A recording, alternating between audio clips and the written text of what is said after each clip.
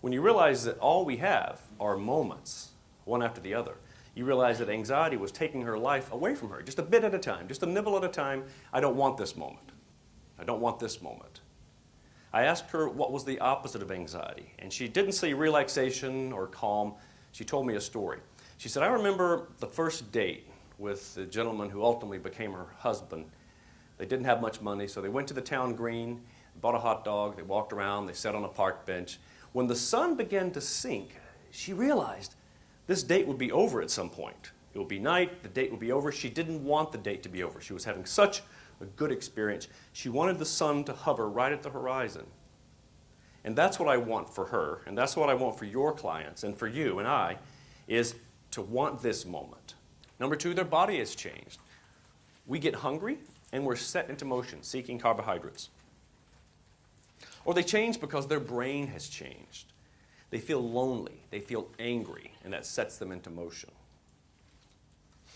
Or they change, they get set into motion because they're seeking reinforcement. Or they're seeking to avoid punishment. Now, if 5 is too much for you to remember on a Monday morning, let me just boil it down to 2. The 2 reasons people do anything they do is they're seeking reinforcement or they're avoiding punishment. And that includes any human activity, including people 50,000 years ago moving all around the planet. I can't imagine why anyone left the Solomon Islands to go to Fiji or left Fiji to go to Hawaii. They're all equally wonderful places. Like, wouldn't one of them be enough? Why were these people set into motion to get in a boat and risk life or limb to go across the Pacific? There must have been something they were seeking, either some reinforcement or some punishment they were trying to avoid. Any human activity, this includes noble, wonderful activity, as well as naughty behavior in a classroom, were set into motion for either reinforcement or punishment. Now, for some of you, it may be everything is perfect except we keep having this crazy weather. It makes me worried about where the planet is headed. For some of you, everything is perfect right now except my finances have me so stressed out. Everything is perfect except I just found out yesterday my partner wants out of the relationship.